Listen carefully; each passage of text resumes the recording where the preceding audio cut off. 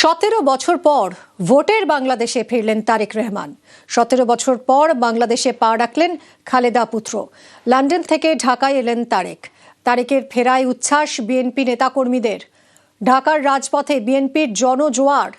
দেশে ফিরেই দলের নেতাকর্মীদের বার্তা দেন তারেক। রাত থেকেই নেতাকর্মীরা আসতে শুরু করেছিলেন। তাকে সংবর্ধনা দেওয়ার আয়োজন করা হয়।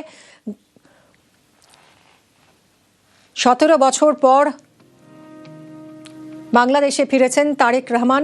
লন্ডন থেকে ঢাকায় আসেন তারেক রহমান ফেরায় উচ্ছ্বসিত বিএনপি নেতা কর্মীরা। তারেক রহমান লেখা টি শার্ট পরে, দলের প্রতীক চিহ্ন দেওয়া টুপি পরে ভিড় জমাতে থাকেন। জনজোয়ার বলা যায় তার এই জনসভায়।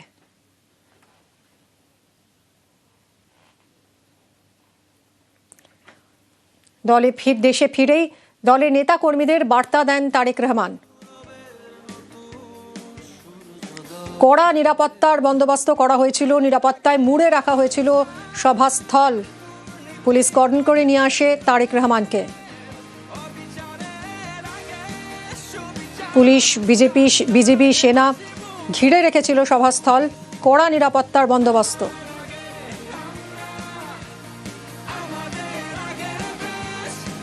জমজমাট রোড শো এবং তারপর জনসমাবেশ, যেখানে বক্তৃতা রাখেন তারেক রহমান। জনজোয়ার, বিএনপি নেতা কর্মী যারা গত রাত থেকেই এসে জড়ো হয়েছিলেন, তাদের প্রিয় নেতার কথা শুনবেন, কি বার্তা দেন তিনি, সেই কথা শোনার জন্য অধীর আগ্রহে অপেক্ষায় ছিলেন।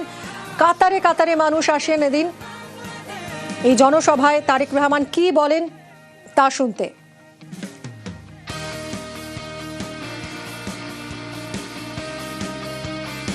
দেশে পা দিয়েই আবেগে ভাসলেন তারেক রহমান। বাংলাদেশের মাটি ছুঁয়ে প্রণাম প্রাক্তন প্রধানমন্ত্রীর ছেলে এবং বিএনপির ভারপ্রাপ্ত চেয়ারম্যান তারেক রহমানের।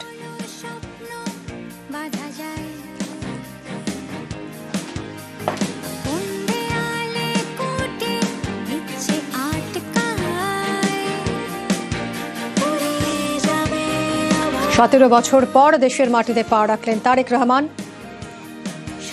বিএনপির ভারপ্রাপ্ত চেয়ারম্যান, এবং আবেগে ভাসলেন তিনি।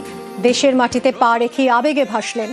বাংলাদেশের মাটি ছুঁয়ে প্রণাম প্রাক্তন প্রধানমন্ত্রী খালেদা জিয়ার ছেলে এবং বিএনপির ভারপ্রাপ্ত চেয়ারম্যান তারেক রহমানের।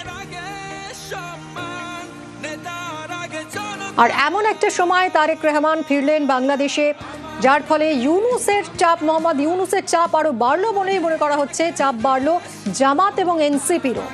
17 বছর পর বাংলাদেশে তারেক রহমান, বিএনপির ভারপ্রাপ্ত চেয়ারম্যান তারেক রহমান, প্রাক্তন প্রধানমন্ত্রী খালেদা জিয়ার ছেলে তারেক।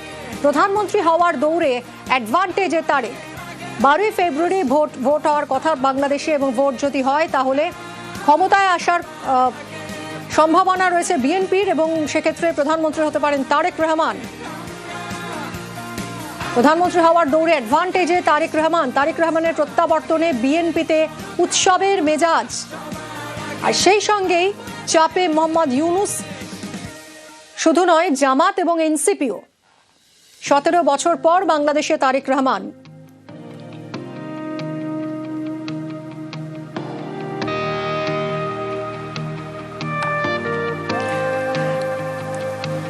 তারেক রহমানের এই প্রত্যাবর্তনে কতটা চাপে পড়লেন মোহাম্মদ ইউনূস, আমরা কথা বলেছিলাম এই নিয়ে আন্তর্জাতিক সম্পর্ক বিশেষজ্ঞ মৈনাক পুততুণ্ডর সঙ্গে। শুনুন।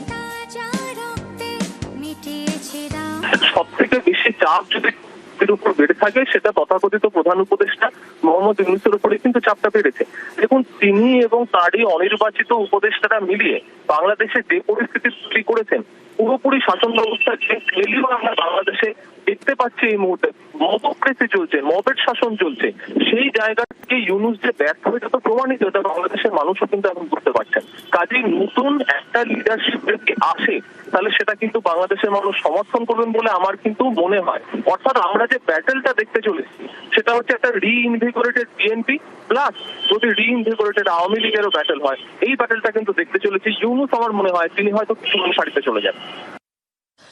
তারেকের কার্যকলাপে নজর ভারতের। তারেকের হাত ধরেই দুদেশের সুসম্পর্কের আশা। আমরা এই নিয়ে কথা বলেছিলাম আন্তর্জাতিক সম্পর্ক বিশেষজ্ঞ মৈনাক পুততুণ্ডর সঙ্গে। তার ব্যাখ্যা শুনব।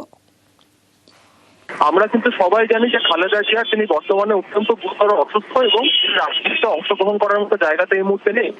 কাজেই এই তারেক রহমান যে ফিরে আসছেন তিনি কিন্তু বিএনপির লিডারশিপটাকে সংহত করতে পারবেন। এবার যদি বলেন যে ভারতের ক্ষেত্রে কি প্রভাব পড়বে, আমরা জানি যে ভারতে কিন্তু শেখ হাসিনা তিনি ভারতে রয়েছেন বা তার দলের লিডারশিপেরও কিন্তু একটা অংশ এখনো পর্যন্ত ভারতে আত্মগোপন করে বা তারা আশ্রয় নিয়ে সেখানে রয়েছেন। কিন্তু তারা কি ভারতের সেই গুরুত্বটাকে স্বীকার করছেন? তারা প্রকাশ্যে স্টেটমেন্ট দিচ্ছেন যে তাদের বাংলাদেশে ফেরা সেটা নাকি ভারতের উপর ডিপেন্ড করছে না, অর্থাৎ তারা যেন ভারতের গুরুত্বটাকে একটু কমিয়ে বা একটু অস্বীকার করে দেখতে চাইছেন। সেখানে বিএনপি যদি একটা স্টেবল পার্টি হিসেবে উঠে আসতে পারে এবং জামাতের প্রতিদ্বন্দ্বী হিসেবে যদি বিএনপি উঠে আসতে পারে, আমার কিন্তু মনে হয় ভারতের নতুন বৈদেশিক সম্পর্ক তৈরির জন্য সেটা গুরুত্বপূর্ণ পদক্ষেপ হতে পারে। 17 বছর পর বাংলাদেশে ফিরলেন খালেদা জিয়ার ছেলে তারেক রহমান। ফেরার পরই আজ ভাষণ দিয়েছেন জনসভায়। তারেকের ভাষণে হাদি হত্যার প্রসঙ্গ উঠে এসেছে।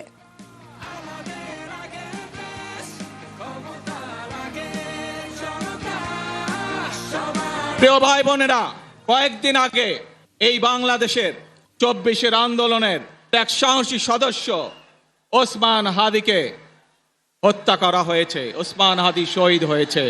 ওসমান হাদি চেয়েছিল এই দেশের মানুষের জন্য গণতন্ত্র প্রতিষ্ঠিত হোক, এই দেশের মানুষ তাদের গণতান্ত্রিক এবং অর্থনৈতিক অধিকার ফিরে পাক।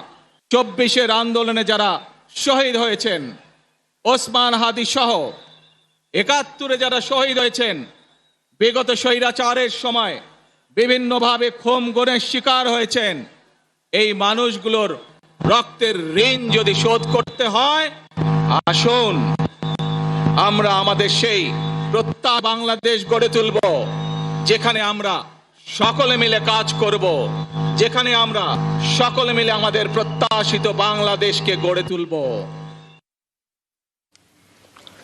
অস্থির বাংলাদেশ, দেশে ফিরে নিরাপদ বাংলাদেশ গড়ার আহ্বান তারেকের।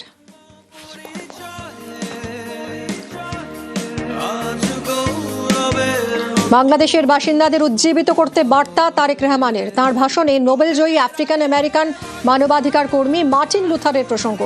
বাংলাদেশের জন্য নিজের প্ল্যান শোনালেন তারেক। মার্টিন লুথার কিং, তার একটি বিখ্যাত ডায়লগ আছে, আই হ্যাভ এ ড্রিম। এই বাংলাদেশের মাটিতে দাঁড়িয়ে বাংলাদেশ জাতীয়তাবাদী দলের একজন সদস্য হিসাবে আপনাদের সামনে আমি বলতে চাই, I have a plan for the people of my country, for my country. এই পরিকল্পনা দেশের মানুষের স্বার্থে, দেশের উন্নয়নের জন্য। যদি সেই প্ল্যান, সেই কার্যক্রম, সেই পরিকল্পনাকে বাস্তবায়ন করতে হয়, এই সারা বাংলাদেশে গণতন্ত্রের শক্তি যত মানুষ উপস্থিত আছেন, প্রত্যেকটি মানুষের সহযোগিতা আমার লাগবে। আপনারা যদি আমাদেরকে সহযোগিতা করেন, আমরা আই হ্যাভ এ প্ল্যান বাস্তবায়ন করতে সক্ষম হব।